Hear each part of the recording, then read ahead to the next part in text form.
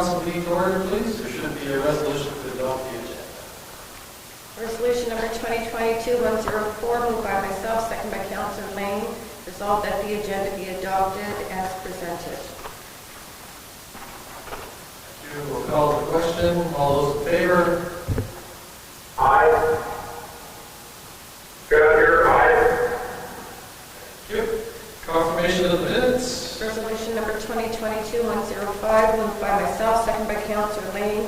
Resolved that the minutes of the public hearing and council meeting of May 24th, 2022 be hereby approved. All statutory declarations have been complied with. We'll call the question again, please. All those in favor? Aye. Board abstain. Okay. Carried. Citizens period. I see some citizens. How may we help you, ladies? Do you want to go first? No, I No? just wanted Okay. to know. Okay. Good evening. My name is Jennifer White, and I live at number 3 Harvey Place. This is my neighbor, Eva Kulak. She lives at number 4 Harvey Place. We're here tonight to express our concern about our lane, which on some maps it's called an extension of Cudmore Crescent. On some maps it's called Lane Street. But basically it's the back lane between Dufferin and Cudmore Crescent, which houses approximately 71 households. There's 2 apartment blocks and 5 fourplexes and 3 houses. The lane is deplorable. It doesn't have any regular maintenance that we can see. It is literally like a roller coaster. When you turn down the back lane, you have to just take your foot on the off the gas and idle. It's horrible. So what we're here tonight is, we're not asking for a lot of special consideration, but we would like a permanent fix, a professional permanent fix. Last Tuesday, the grader went down the lane approximately 1 o'clock. He turned around and went back down, and by 5 o'clock, it was done. Like that, it doesn't get fixed with that little bit of whatever they do. You know, I know there's a lot of back lanes in this town that need attention, but this one houses 71 households on a 1-block stretch. That is more than 3 blocks of a normal street, as far as I'm concerned.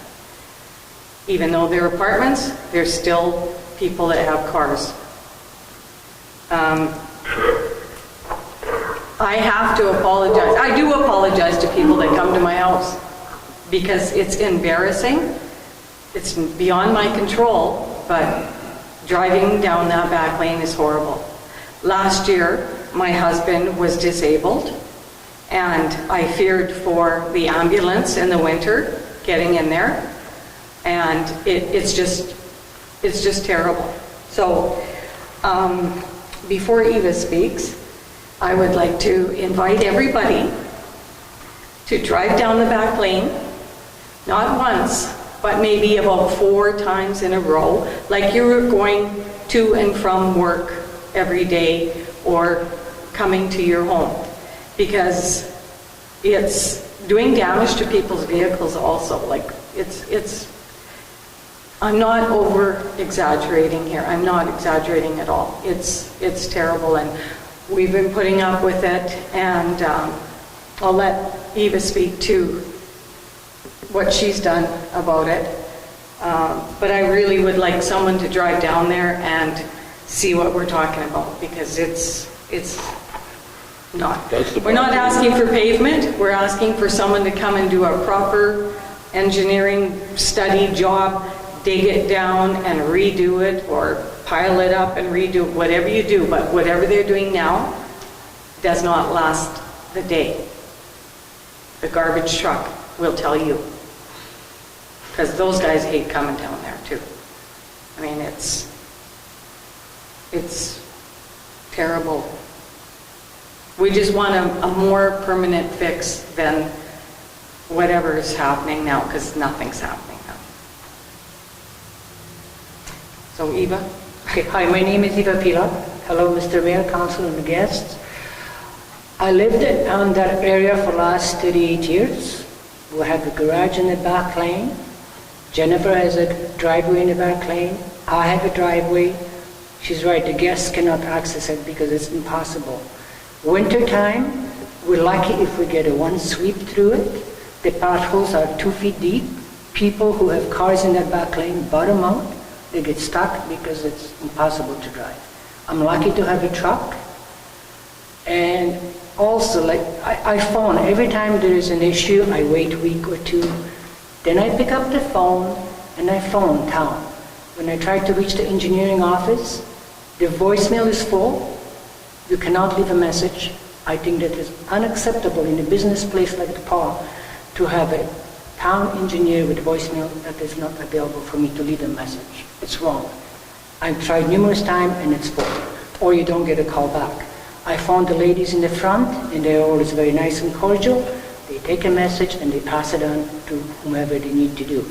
And I do express the concern about the lack of maintenance, proper maintenance on back lane. Last week I phoned 3 times. Monday, Tuesday, Wednesday. I was assured they'll be here tomorrow, or they're on St. Antoine, they're gonna come to your street. They never came. They showed up a week later.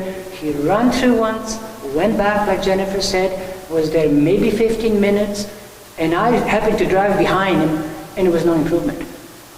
To me, it's a waste of your equipment, waste of your time and money and gas, and creates frustration for all of us. Furthermore, we need a permanent solution. The back lane's been there for years. We live in a swampy area. I have a garage, double garage on the back lane. And within the last 5 years, my garage is not sinking. The back lane is going up and it's flooding my garage.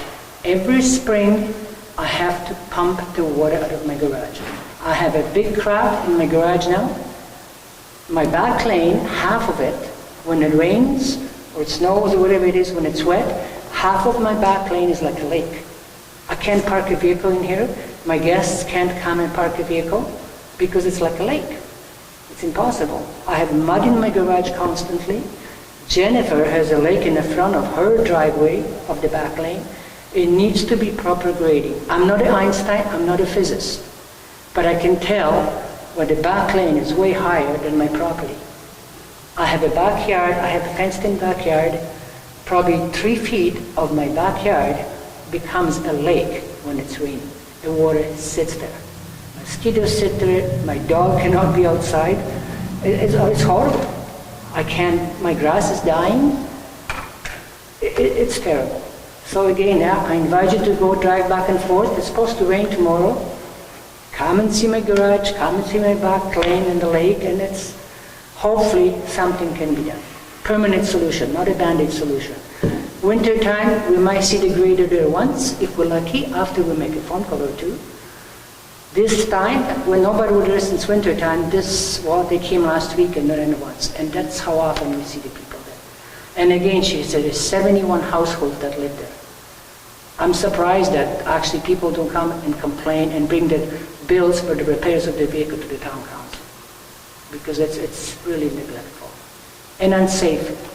There is lots of seniors living there on the main floor. I don't know how ambulance can access it with the bumpy road and everything. It's horrible. Thank you very much for your time.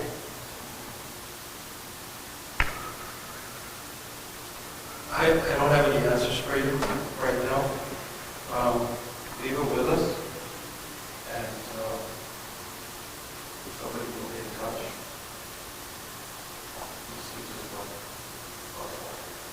Appreciate it, thank you. Was Yeah. it, you said you were there 38 years? Yes. Yeah. Was it ever? They never used to be like, not that bad. There's apartment blocks on either end, and then the 5 fourplexes were built, so that added a lot more pressure. Dufferin is a pretty narrow street, so there's, for people to park on Dufferin instead of in their parking spot, in the winter, the streets become even narrower. And I've just, When did you think you got, like, Within the last 10 years. yeah. But you're kind of hoping things get improved because you phone and you think, well, maybe they'll fix it next year, maybe next Maybe year. we'll be on the next year. list, yeah. And you know, while you're talking about this, another thing that I actually almost came here a few years back when my husband was alive even. That back lane is extremely high volume usage. And it's a two-way lane.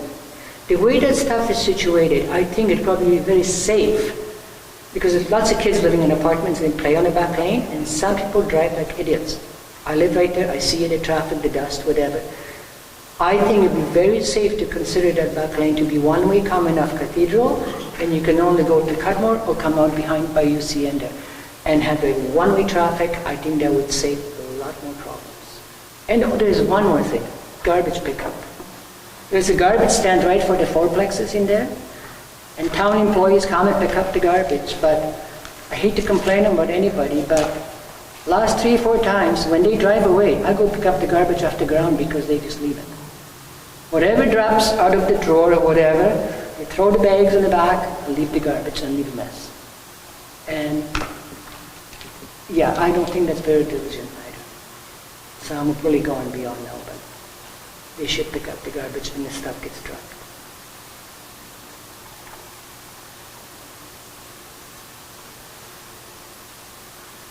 Any questions or comments? All right, well, thank you for coming. Appreciate seeing you. No, you have stayed with me.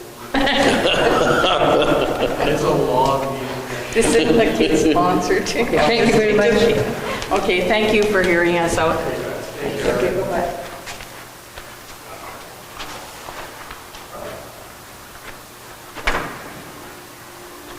Okay, moving right along. Bylaws, 5.1.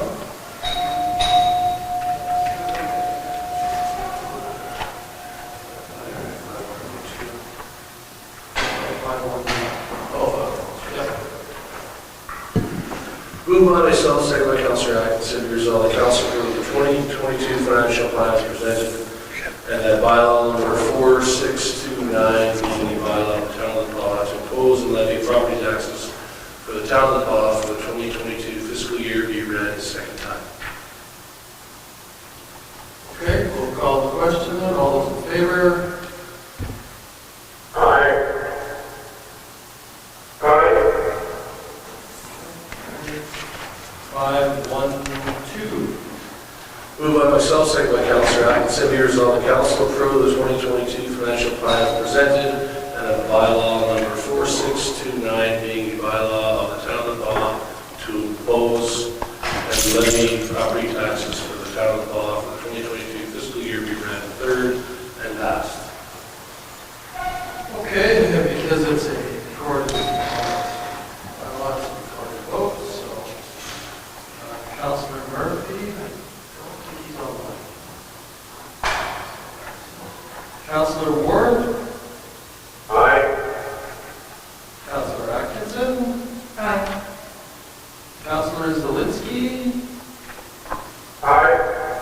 I'm yes, Councilor Forrester, Aye. Councilor. Okay. So it is carried. Okay.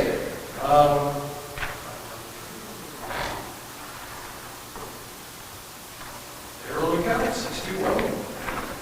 Moved by myself, second by Councilor Forrester, be resolved the council authorize the following accounts pay period number 10 in the amount of $102,786.22.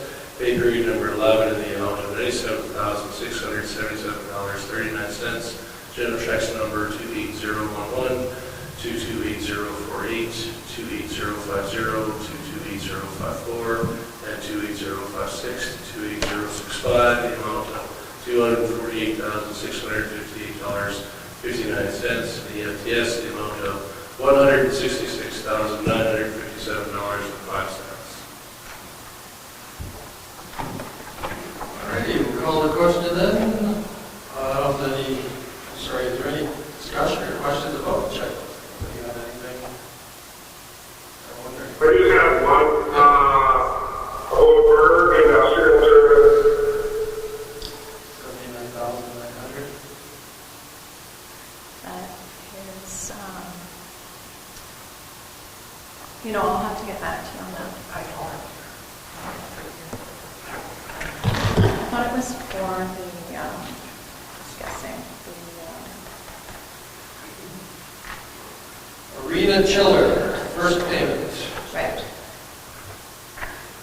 Okay, perfect, thank you.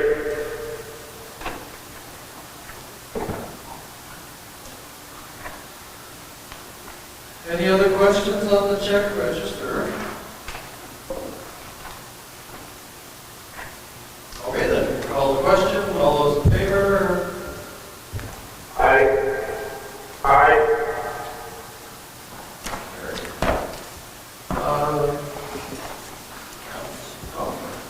Moved by myself, second by Councilor Forster, resolved that the council authorize the following accounts: general check number 28049 and 28055 in the amount of $473.65. Call the question. All those in favor? Aye. Aye. Okay, and I've abstained, and then...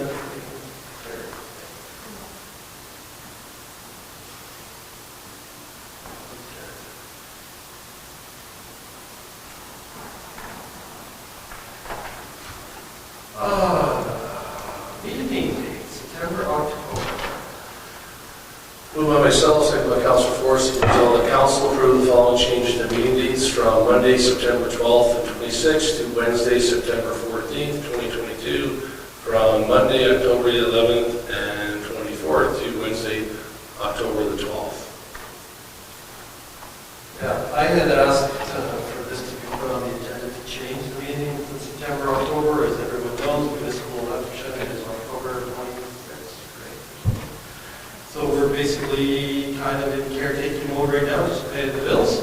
If there was something of an urgent nature that popped up, we can always call a special. That would be our situation. We're just going to have this meeting by August, September, October. That's right. Okay.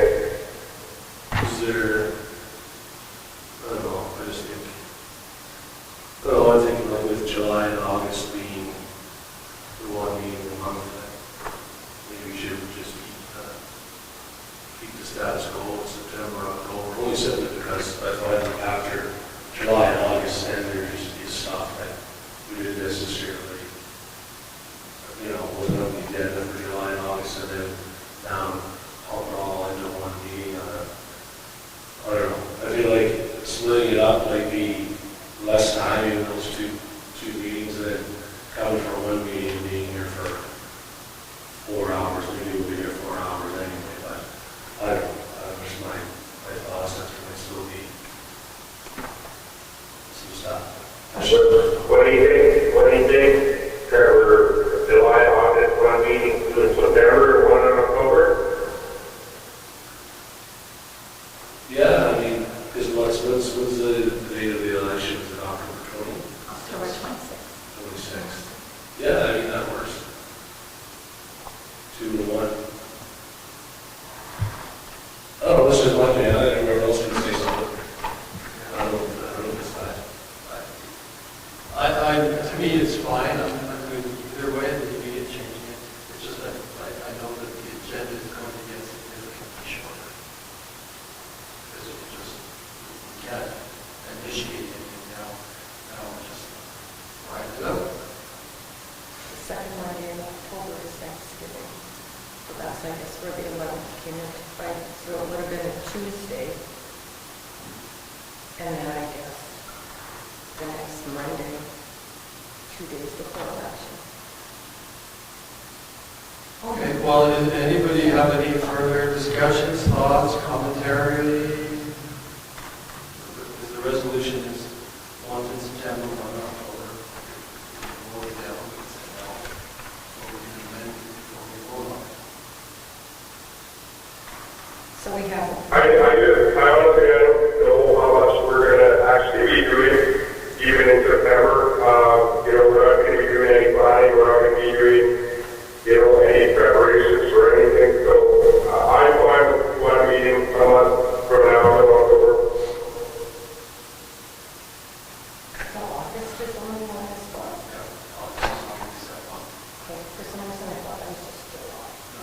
Not till I noticed. I'm good with it. I know you said if something does come up, you do a special meeting. Well, let's make a decision. Well, let's call the question then, right? So all those in favor to the resolution, approve the following changes to meeting dates from Monday, September 12th, 2026, to Wednesday, September 14th, from Monday, October 11th, 24th, to Wednesday, October 12th. Right. So I guess all those in favor?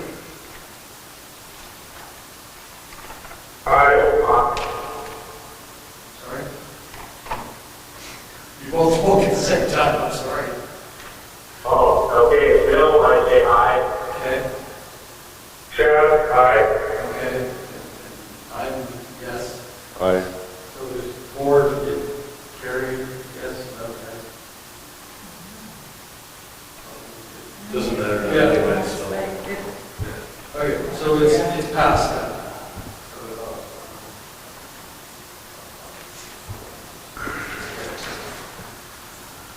Okay, variation application resolution.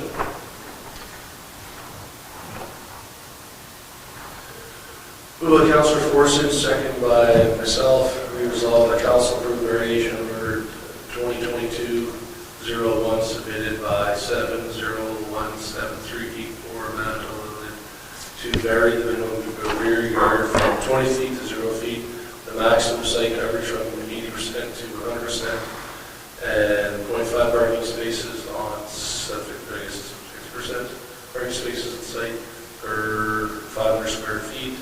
A floor area to shared parking agreement that has been made on a nearby site in order to accommodate placement of a new building on Lot B, Plan 3, Plan 587, 208 2nd Street West.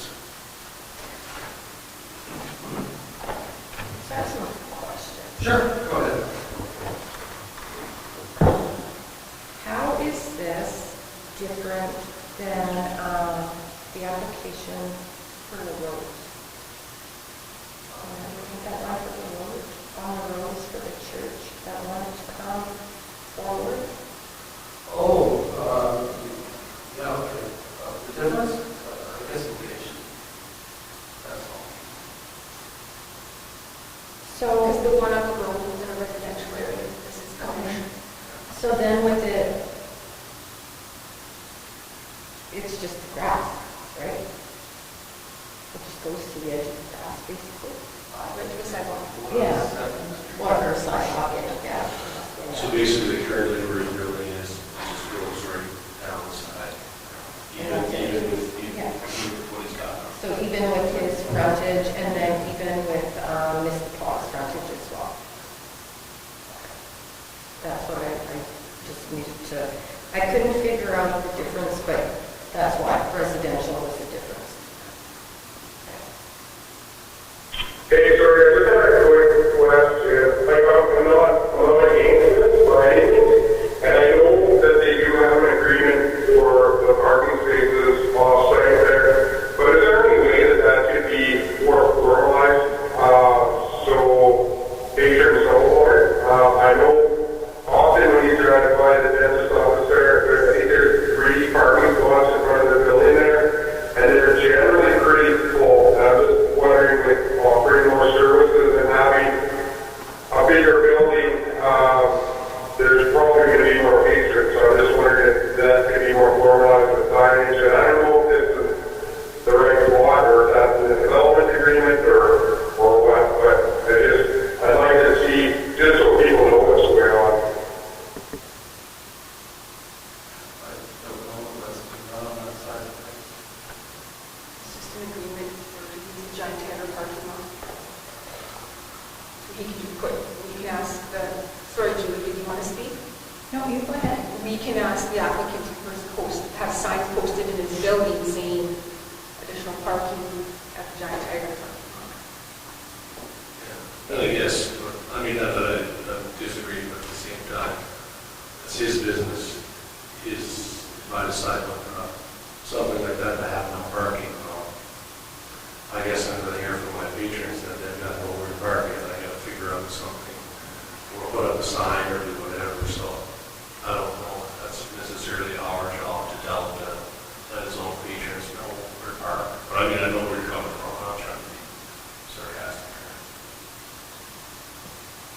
I just know how hard it is to find parking space at the post office pretty much every day of the week. So just try and look out for people.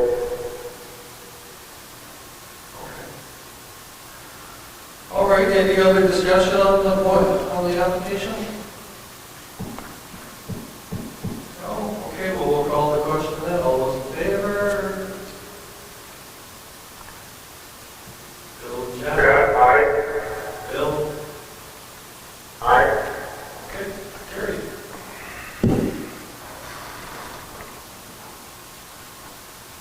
Uh, 641.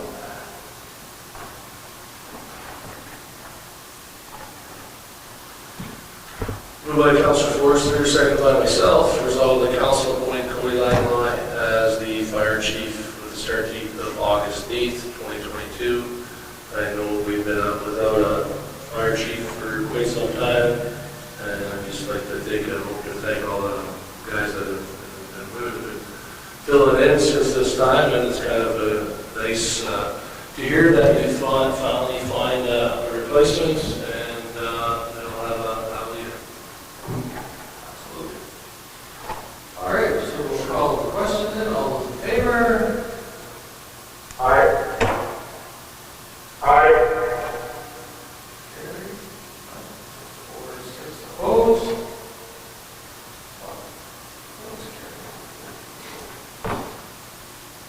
Alrighty. Committee and board reports. Museum board. Meet my meeting tomorrow at 6 o'clock. Chamber of Commerce. Way at CDC. Yeah, you know, I go back, I was going to check to see if there's the minutes here.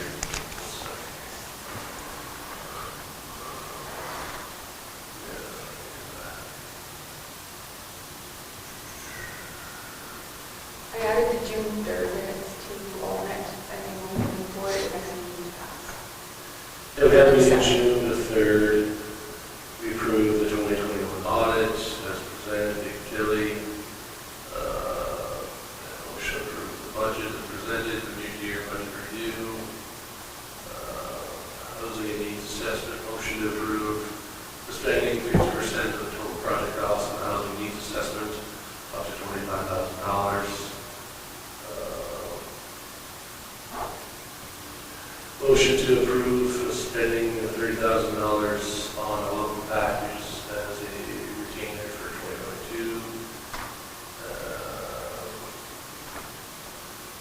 Talking about some cultural sensitivity training for ourselves, and then maybe inviting some sort of inviting some community groups to attend. We also talked about some time actually promotion of the land. That's for sale, and what's the best kind of way to do it, and talk about the signage that we're going up there. I can talk about that more in camera. Yeah, that's about it. Great, thank you. Destination marketing, Councilor Zelitsky.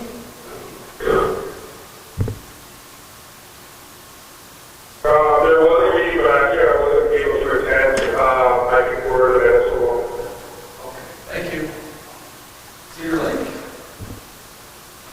There hasn't been one since Vision Quest later on this month. Or pardon me, July. Recycling board. There was a meeting, lots of problems trying to get the fence built and getting product shipped to Winnipeg,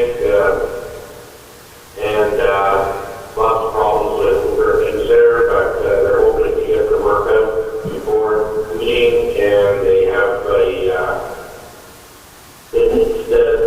new process coming out of MSF. They did it work, so I have a better say at the next meeting. Thank you. Library board. We had a quick meeting. time to, I don't think I forwarded anybody the minutes. Some of it had to do with like union, so that's not really something that we're really going to share. But one thing I would like to say is a huge thank you to Warren Hicks. He's been on the board for approximately 30 years, I believe it was, and we had kind of a going away party for him, and we thanked him for all the time that he's committed to the library in town of Pop over the past years. And I have a photo. I'm not sure if it can maybe go on the town of Pop's website. I'll share that, and I'll forward the minutes right now. But otherwise, it was just, we talked about circulation, nothing that was out of the ordinary. Stan, I don't believe there was a meeting. No, I think it's this weekend. No, the 29th, 29th. or that's a Wednesday. Yeah. Yeah, 20th, maybe that. Oh, is it the 25th? I don't know. Yeah, you're right. It's Saturday. Yeah. Okay. Council Planning District meetings, KSD committee, okay, we'll move right on into any of the whole. I don't see any citizens. Oh, I'm sorry. Management update. Howard. Good, good. So the first part of the update is the fire department. And this update that they provided was as of May 24th. And they have had a number of grass fires that they responded to. It seems to be that season. Matt has been handling inquiries about tours of the fire hall for like classroom tours. He's got something going on with Stitco Energy with regards to propane emergency response. And of course we have the new fire chief coming on board. So for maintenance, we have 5 summer students working on the green team side with 1 more student to come in July. They're doing maintenance on the baseball fields, soccer fields, and parks. The condenser project is still moving forward. And they had a concrete company that was in town to do work at Craft Paper.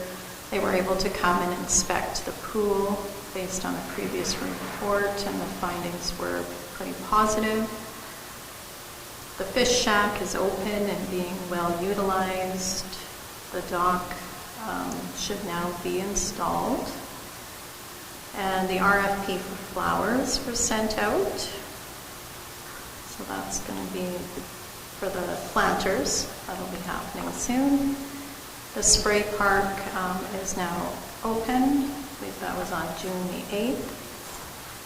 And with regards to public works and the water treatment plant and the lagoon, the new chief water plant operator started today. The lagoon project has experienced a few delays. There was some coordination issues with the sub-trades. The commissioning of the project will now be happening in early July. Craft Paper has offered some additional support for the sweeping, specifically around the museum, where there's issues with semi-trucks coming off of Highway 283, and the dust is being dropped right on that intersection. They've had to deal with several water breaks. They've had some sewer issues that they've been dealing with. I've sent out a few updates to council about that. They're starting to get the back lanes graded.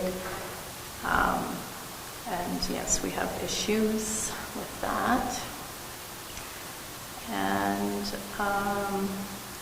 see, I'm just trying to summarize so I don't sit here for an hour. So under the Public Works side, they have three summer students already hired, and they'll have 2 more coming on board. I would imagine over the next month or so, so probably in July. The bleeders around town should all be turned off now, and the meter reader is just ensuring that this is the case. Health and safety has been around. They've come for a couple visits, and they've just had a few items that they need to rectify, but nothing serious. Going on to the museum, there's been school visits at the museum and historical walking tours. There was a co-sponsored meet and greet with the PA Arts Council for the Uptown Emporium 53 at the Clearwater Lake Hall on Saturday. There was a good turnout there. And they've been working on transferring files from the old collections management database to the new collections management database. And Jen was away for a while, and she has her list there. She works on the zoning part of the stuff, since I haven't worked with that for a while, so she's been doing a lot of work with that.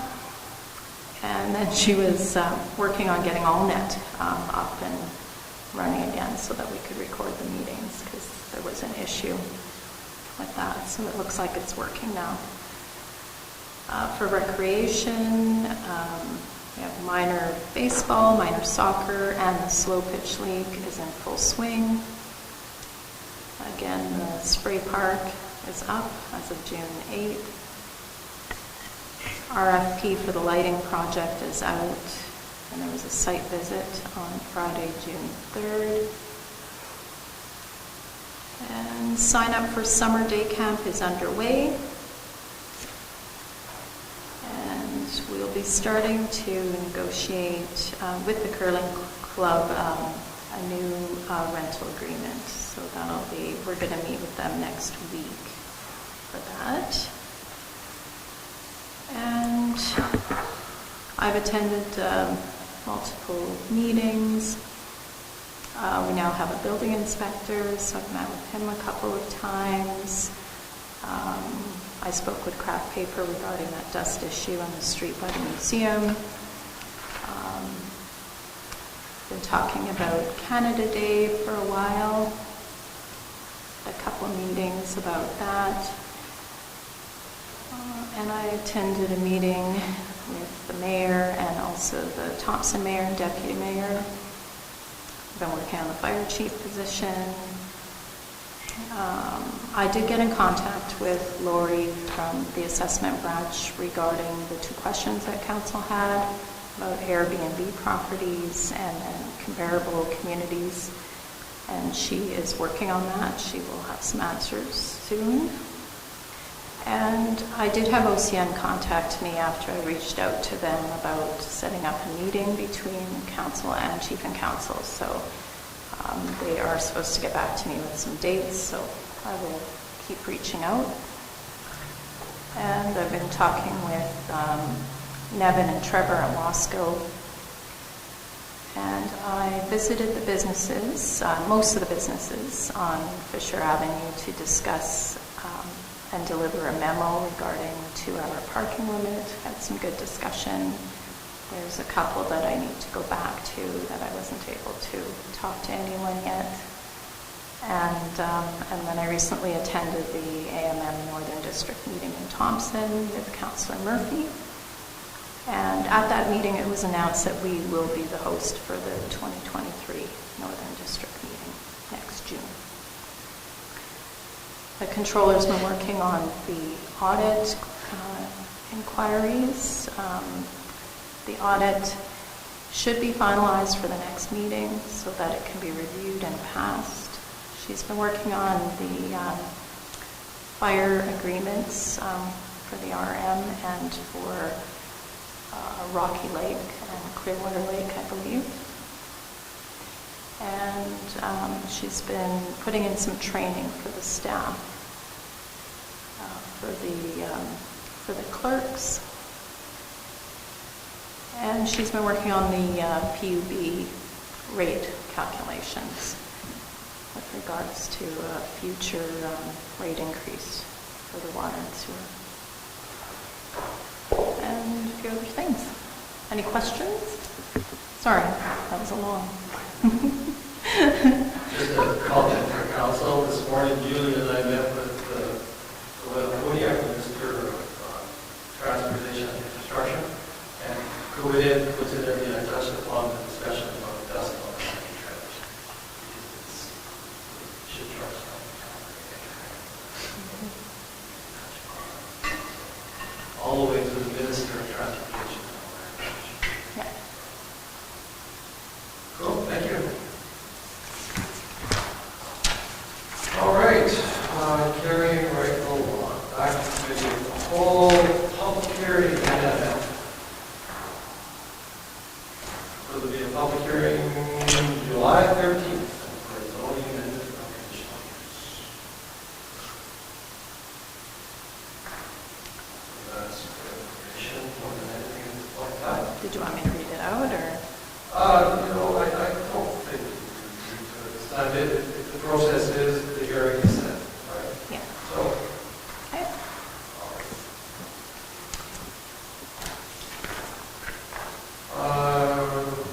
Community safety and fire department resources.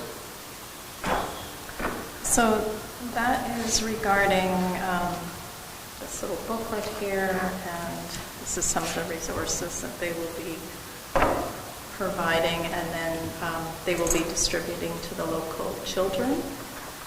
And I believe that Jen attached some information as well about that, but we wanted council to be aware that this program is going into place. Good.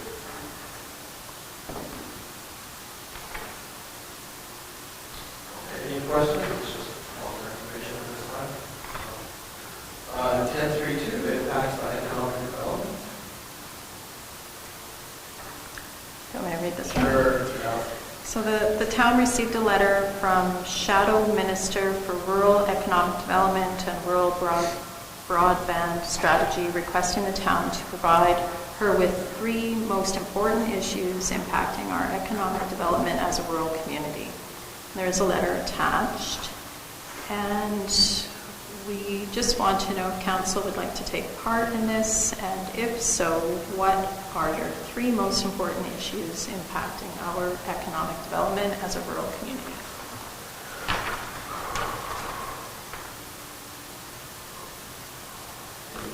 Opinions? Because I got by. Healthcare, housing, crime. Well, wraps it up. We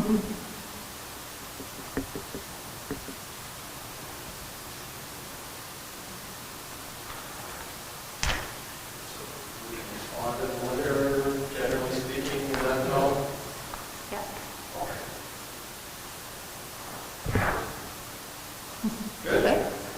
Little free library.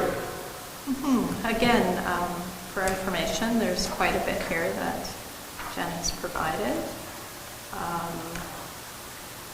We thought it was a great idea, so we asked her to go ahead with this, and we wanted council again to be aware.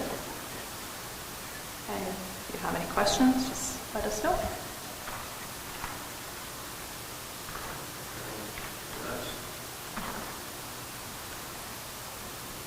So that's just for information at this point. Okay, well, that's the regular agenda. We do have a couple of things